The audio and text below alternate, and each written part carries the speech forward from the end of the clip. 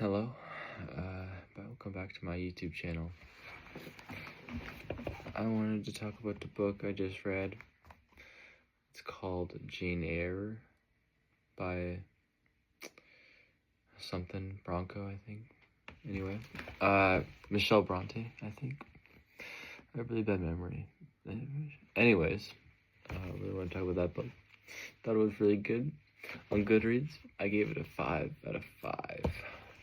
But I give a lot of books that because, I don't know, I feel like if you spend a lot of time on something, you're gonna think it's a bit better than this baby. That's my own personal philosophy on books. Anyway, I first off would like to say, Jane Eyre is a badass bitch. She's pretty fucking cool. She sticks to her values. I like that. She's really nice. And she grew up, this is a spoiler alert, I don't really care. Spoiler alert, she grew up very poor, not poor, but poor in family. Her family didn't want her. I think her parents died when she was very young. I don't remember if they said that completely, but she grew up in a boarding school, and she was mistreated there very badly. She always was made to believe that she was undesirable or unwanted, and that can hurt a child in their growing years. Anyway, she turns 18. She's got a little bit of experience with working at her school as a teacher for the past 2 years, and she applies to be like a governess, which is like 1800s language of like tutor, but like really freaking good tutor, and they like live on the property. It's kind of sick. They should low-key bring that back. I think some kids, actually they probably do have that in England, just like hella expensive and shit. Anyway, this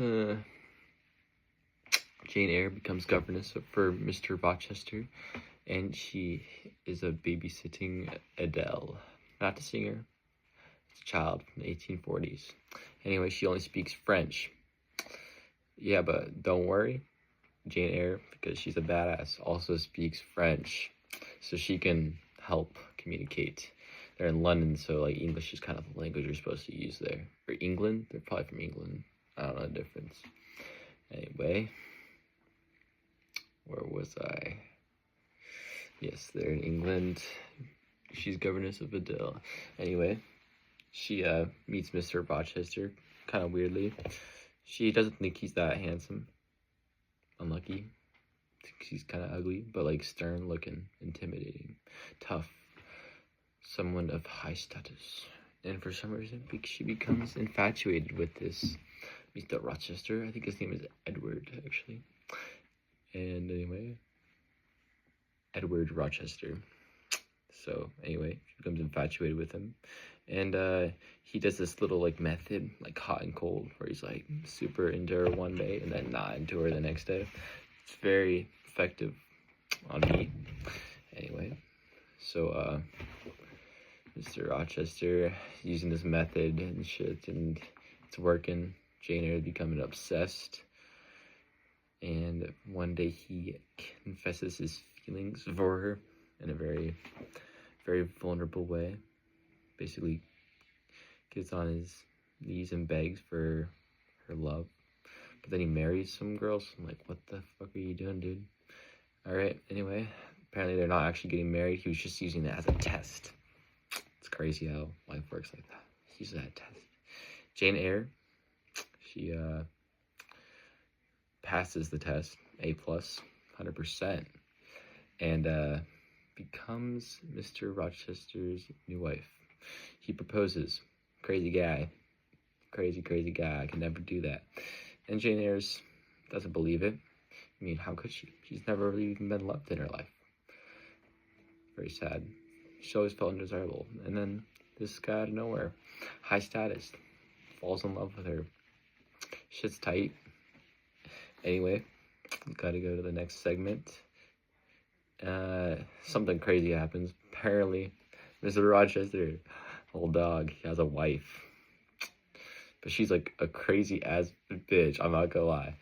She's like hella weird and shit. She's his wife. But like she's like crazy and shit. Like she's in an asylum or something. And Mr. Rochester's like, ah nah. It's not like that, Jane. But Jane's like, the fuck? What the fuck? So she's not too pleased. So she in the middle of the night leaves. She leaves without anything. Thinks a little bit of money. But that money ain't gonna help her. Because she loses it on the DoorDash, the Uber that she got to a town. And yeah, I want to talk about that for a little bit. About her leaving Mr. Rochester. I think she was scared. I would be scared. I'm getting married to a person that I've never been loved before, and then this guy just loves me. How can I really believe him? Maybe in my own mind, if I was her, I'd be saying she's delusional, or he's delusional, and he's gonna not love me soon. So what she does when the first bad thing happens, she runs. I think that's very relatable.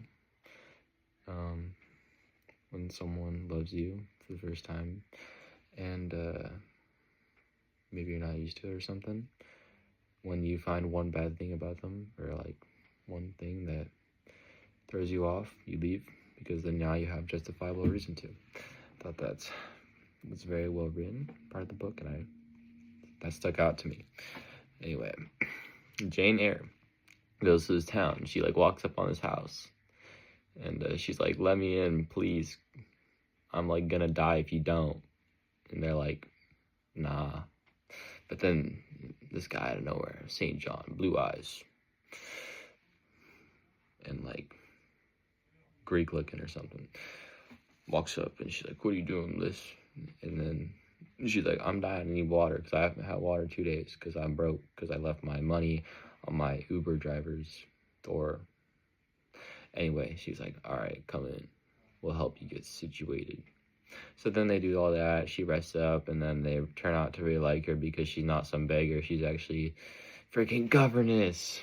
She's like a tutor. So if you're a tutor, you're like hella smart, I guess. Like if you're a girl tutor, they're like hella smart. Anyway, they become really good friends, and then she goes, Jane Eyre, she goes to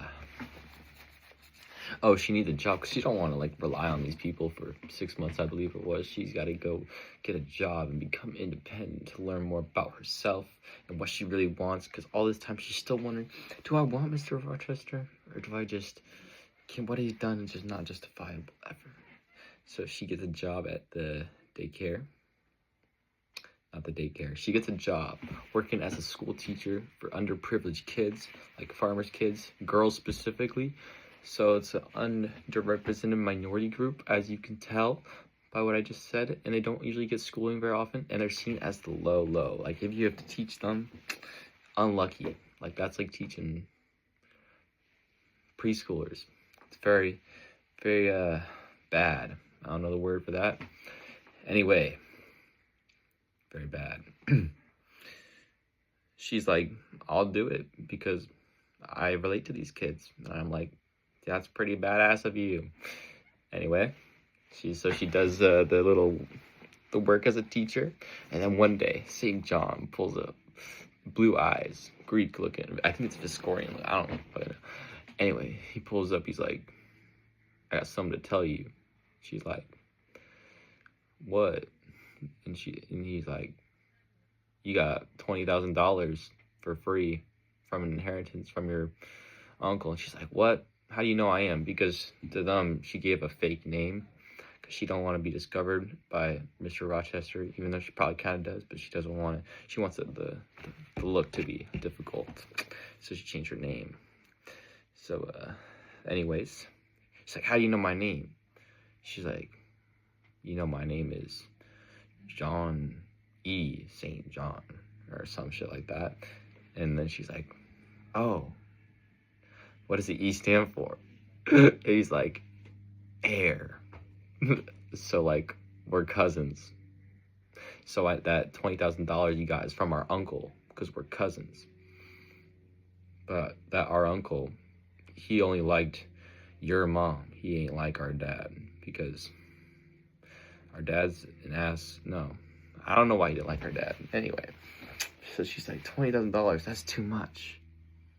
I'll split it between all 4 of us cousins, because that's what I should do. He's like, no. But she's like, yes. And he's like, no. She's like, it's the right thing to do. He's like, all right. Anyway, then they all split that 20,000 5 ways. And 4 ways. And that's where I'm like, Jane Eyre, that is so kind of you. That is why you badass. Anyway, then Jane Eyre, yeah. Then they all live together and they're really happy. But Jane Eyre's missing something. She's missing love. So she decides, maybe I do like this Mr. Rochester guy. I mean, he really loved me. He was very vulnerable with that. Very open about that. No one's ever done that. I think he really loved me. But Mr. St. John over here is like, I kind of like you, but you're really smart. So come to India with me. And she's like, I will, but only as friends. And he's like, not gonna happen. So she's like, do I really want to get married to this guy? Oh, by the way, they're cousins, but it's not weird that they're getting married because, like, it's old. They're like in olden times. So it's not weird. It's still weird. Anyway, they're cousins. So it's like, all right. Okay. And he's like, does he really love me? Or does he just love the idea of me? Does he just love what I can give him? Just like a tool, what I can do for him? As she was very smart, being a governess, because governess is very smart. And Jane Eyre is also very witty. You can tell when you first meet her, she looks and she's well read. So that's signs of intelligence back then. So she, anyways, she's like, yep, this shows me what true love is. That's what I had with Mr. Rochester. So she decides to go find her love and go back to the Rochester estate. But there she finds a man, and that man is a guy that actually used to work for Mr. Rochester's father. He's a butler. But anyway, he just hangs around there. Not really sure why, but he's like, the Mr. Rochester? Oh, yes. Very, very, very kind man. Oh, but he's dead. But he's like, oh, no, it's your father. Anyways, that was a tangent that I did not need to take. I just remembered it. Mr. Rochester goes to this, explains that the house that Mr. Rochester would live in had burned down due to the crazy lady, I think, the freaking wife, that is not his real wife. It's like his, basically, sugar mom, I think. Did he get money from her? I don't know. It was like a arranged marriage that he didn't fuck with. Anyway, house burned down, and in doing so, Mr. Rochester, saving all the people in the house, got hit by something, and it took his eye out, made him blind. I think it like made him not able to walk very well. I hope his leg didn't get gone. I don't know. The important detail's not that. It's that he's undesirable now. He is ugly. Nobody wants him. But one person, Mrs. Jane Eyre, she doesn't care. She sees through the superficiality of looks. She's like, I still love you for you. And that's beautiful. That does not happen often. He loved his soul and he loved hers. It's very pretty. Very hard to come by these days, you know what I'm saying? Anyways, so then they you know, get together. They get married for real this time. And it's a really good love story. And then I think they had a kid. And the conclusion said, that's freaking sick. Just wanted to talk about a few lessons I learned from this book, because I find if I talk about them, there's a better chance I remember them. because sometimes I read a book, I'm like, damn, that was really good, and then I don't think about it, and it's like, I forgot what I read. Fuck. I have to read that again now. Anyways, so some lessons I learned. Love people that love you for your soul, not for your looks or superficial things like that of sort. Someone that loves you for you, and love other people for them, not for superficial things like appearance. And don't go for people that want you for what you can offer them. Be wary of those people, because they don't truly love you. They love what you can do for them. Some other things I learned about Jane Eyre, because she's a freaking badass, is just her wittiness, her ability to be like adamant in her decisions. Like, she's very like this and that. Like, no one fucks with her, no one disrespects her. Like, because she's a woman in the 1840s, they're usually not, they're seen as timid, but she's not.